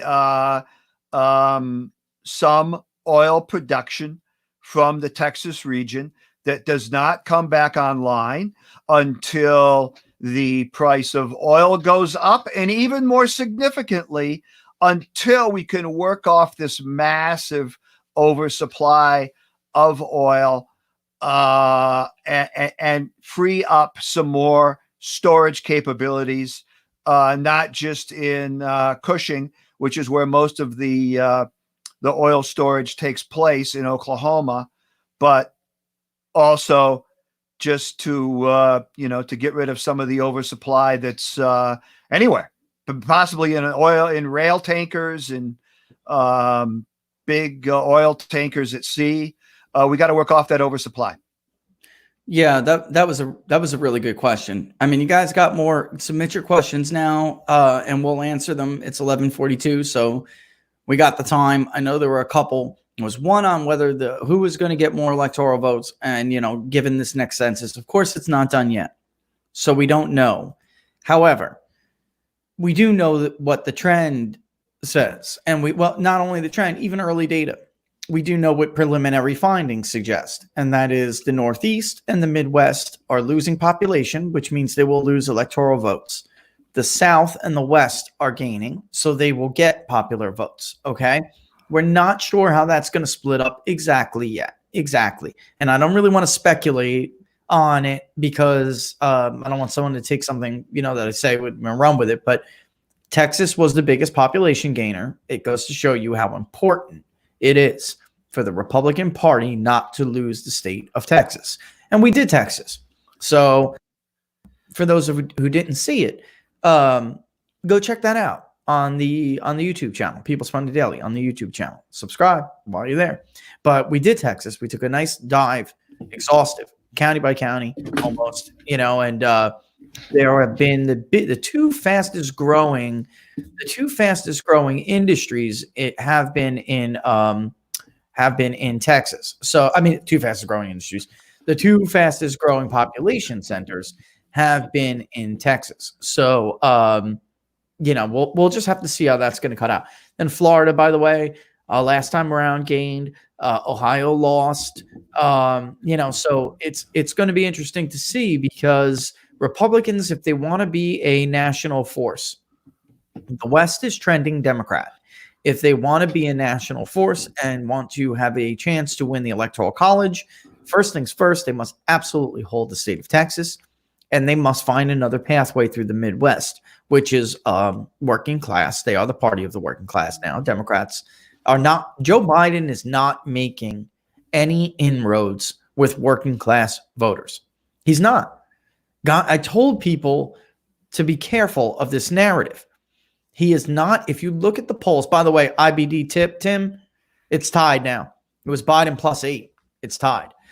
And Gallup, somebody asked me to talk about the Gallup poll. He's up 7 points in Gallup to 49%, 47% disapprove.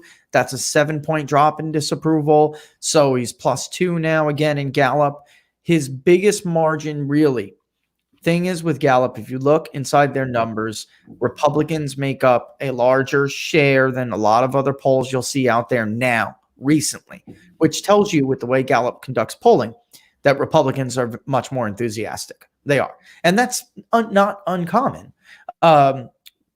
Incumbent parties tend to really want to get out there and defend their president. The Democrats stampeded to the polls for Barack Obama in 2012. Mitt Romney won independents and still lost the election. Okay. And this is something we'll talk more about in the future, but it is not uncommon for an incumbent president to have his party more enthusiastic. And in the Gallup poll, what is most interesting is that Trump was +7 with independents. Even though he was above water, he was still about even slightly underwater with independents. And he was just doing better among partisans. And that's how he was getting his approval rating up. This poll, Tim, while it has been 49, 47 before, what is interesting about this latest polling is that Trump surged like 7 points with independents. He's at his high mark ever for his presidency among independents. So that is why the Gallup poll this time is just a little bit different. Not a little bit. I mean, it's pretty significant. I don't mean a little bit. I had to take that back. It's just a little bit more interesting to me, but more significant overall, because he's got to widen that margin. We went over New Mexico today, talking yesterday and the day before, talking about the claims that he could take New Mexico. And what did I tell you guys? Absolutely cannot win independents by 4 points, 5 points. He's got to win them by more than that. Colorado, a much more doable state. Or if he's going to win, or if he's going to do better, or even win, which I think he can, Arapahoe, he's got to do better among independents. Big chunk of independents in Colorado, right? A younger population. So when you see he's doing better among the 30 to 44 age group, that's good for states like Colorado. That's really good. And Arizona's older, but in 2018, which is a tight state right now, in 2018, it was still, the median age was like 63%, Tim. Yet Sinema still won. She still squeaked it out. They got to do better among that 30 to 44. And the way to do that is like they're taking all the workers, but Trump's not getting more educated people that are, have bachelors and above. He does better with bachelor degree, college, what we just call college graduates. It really is those graduate degrees where he doesn't do as well as like Mitt Romney did. But in the end, that kind of a poll, that was good news. I mean, if you look inside the Gallup poll, that really good news for him. And the IBD tip poll that just came out, that's one thing I'll point about that. We're not really seeing Trump move up. We're just seeing Biden move up and down. I wish I would have known I was going to talk about this because I would have brought up the tracking poll for 2016. In 2016, public polls from the media basically did the same thing. Trump was like 42 to 46%, in his high marks, and then Hillary Clinton would bob up and down. On our panel poll, it was totally different. It was totally different. Hillary Clinton was stable, and Donald Trump would bob up and down, and that's the difference between, and for, avid watchers out there, we talk about data collection modes. Polling, the way the media does it, is more subject to response bias than panel polling. So, that could have had a lot, and I'm sure it did have a lot to do with it, So I'm actually looking for it. I wonder. So give those numbers again for IBD and Gallup. 42 in IBD. Right. And that's because it was Biden plus 8 last time. And when you say last time, was that like 2 weeks ago? Like a month ago. Yeah, that was Biden plus 8. And actually, I'm doing my level best right now to try to get this thing to upload, to show people with the panel poll, because this same phenomena happened to him in 2016 in media polls, right? Yeah. Ours was very different. And I'm going to pull it up right now. I was able to do it. Let's see. Where did it download? There it is. All right. We never tracked Trump v. Clinton because the race was never Trump v. Clinton. Right. The race was Trump v. Clinton v. Stein v. Johnson, or, Clinton versus Trump versus Johnson versus Stein. And we only did it Trump v. Clinton v. Johnson v. Stein because we did it in the order in which more people were ahead. Our paneling was totally different. Trump was always ahead more than he was behind. He just had to reach that presidential bar. The polling we did was pretty clear that he had the justification, which I'm going to next week do a whole show. Well, not the whole show, but a whole segment on what is the justification? What do I mean when I'm saying that? He always had the justification, meaning, in short, the short answer, he was the guy for the moment. He had the story about why I'm the guy for this moment. Hillary never had that. It was kind of just, I'm the girl because it's my turn. You know what I'm saying? Like, that's all she had. And that is not right. And we were obligated to elect a woman president. That's right. And people don't like being told what to do like that. They're forward thinking. Americans are forward thinking. And they were thinking, Clinton is. That is one of Trump's strongest arguments, by the way. Biden is a return to the past. Yes. He represents the future. Yep. That's why somebody, even though he polled badly on paper, Tim, somebody like a Pete Buttigieg, if he wasn't so far to the left, someone like a Pete Buttigieg or even Bernie Sanders would have been a lot, even though Bernie's older, he had a new message. He would have been a lot more of a threat. I really do believe that. I do. Here's our panel polling. Okay. Oh, it's squished. I really wanted something bigger than that. You know what? I can show you something bigger. I mean, you're going to see what I'm talking about, but you know what? I'll just make sure I get it for next time. But, basically, Trump, when you get into that period where Trump was right after the conventions, and that is not the chart I was looking for, but there it is in a nutshell. When you get to the period when it gets really competitive, Trump was more ahead than he was behind. Hillary was really damaged. And what we were just seeing was Trump would have these surges and then he would fall. And, those are actually polls and trends. Yeah, no, I guess that is. But in any event, you can see it here. Same, actually, maybe then our panel polling is not that different, Tim, because you can see in September, Trump starts to really surge here. All right. Even though the polls were generally more behind, you can see when people were paying attention and the election really kicked off into gear, you can see what happened there. This is I'm seeing what I'm saying is I'm seeing. Well, he did have that period of time right after the convention when they went flat. Right. They went really, really flat. And that was because Manafort was not really a general election campaign manager. He was a delegate vote expert. That's so true. And he had nothing. He really had minimal clue, and it showed glaringly that they were just not ready to go into general election mode. And thank God that the Mercers got involved quickly and said, you got to do something. Pay the tab. Right. You know what? I can share my screen with you guys because I can pull it up. I may not have time to like upload and put it in the queue and everything, but let me share my screen.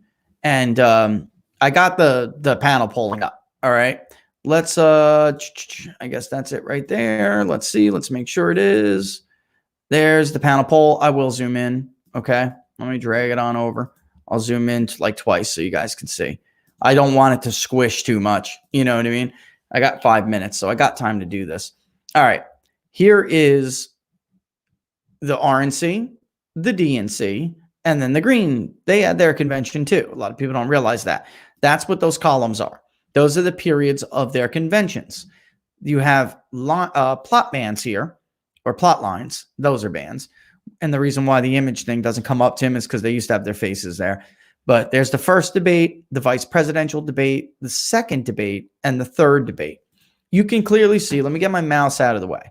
You can clearly see that when the election began to heat up, big media polls were not going as quickly in Trump's direction, although the state polls tightened at the end. You know, they basically still showed that Donald Trump did not have a path to the presidency. We were a rolling average. Let's see if the responses are there. It doesn't say how many responses there were, but there were thousands of responses. It was not uncommon for about a fifth to upwards of a third to be repeat interviews, which means we wanted to know whether or not people had changed their mind.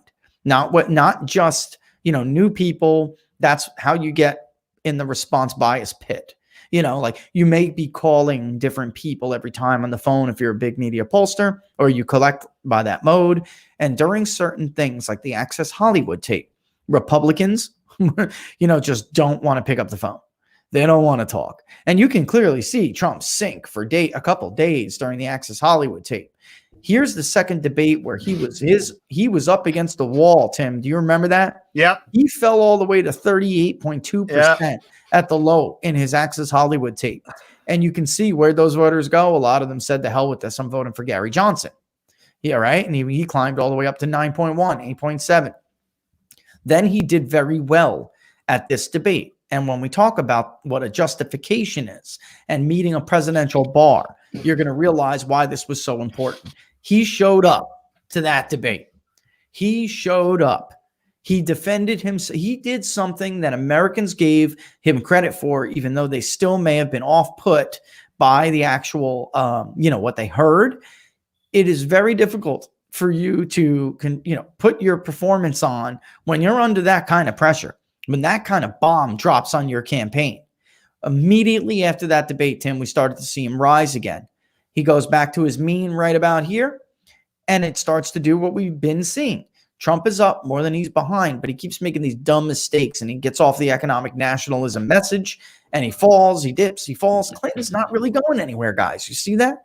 She wasn't for I'm talking about our panel. She wasn't going anywhere. And then at the very end, he had met that bar. And you see undecideds all the way back here, 7.5%. As those undecideds go, they both start to rise. Gary starts to fall, even though at the very end he jumped. But in the end, she just couldn't catch him. And that was what decided this election. And just different, totally different than what the public media, public polling from media outlets found. Just totally different. And ours was a panel again. So thousands, rolling average, thousands of responses, but very often repeat responses because maybe they said they were not solid. They weren't a solid choice. They weren't certain. So they went back in the queue because they could change their mind. And if we didn't track them, what we did in 2016 was it was experimental. It was. But obviously I thought I proved it was valid. And obviously, the industry is difficult to get to evolve, Tim. Difficult to get to evolve. Well, we're like 1 minute out here. It's 11:59, just turned 11:59. So let me do my little outro speech. Next week, we're going to do that. Justifications. We're going to talk about justifications, but it will be back on Monday. Don't forget, if you guys are watching on YouTube, do not forget to subscribe to the YouTube channel, share it with your friends and family, like the show. And like the videos, give us a thumbs up. If you're on Facebook, don't forget to like People's Pundit Daily. And if you do both, you will get notified right before we go on live, 10 a.m. Eastern time, Monday through Friday. All right. And Periscope viewers, thanks for those hearts. Follow the account that you're watching on. All right. Ultimately, the best way, guys, to support the show is to subscribe to People's Pundit Daily. And you can do that by going to ppdnews.us/subscribe. Again, folks, thanks for watching. I am the People's Pundit. You can follow me on Twitter at Peoples_Pundit, Rich Barris, and I'm joined by Tim Anderson, the Source Anderson. Follow him on Twitter at TJ Anderson1. I hope you guys all have a great weekend. We'll miss you. We'll see you back Monday morning at 10 a.m. Eastern Standard Time. All the best, folks.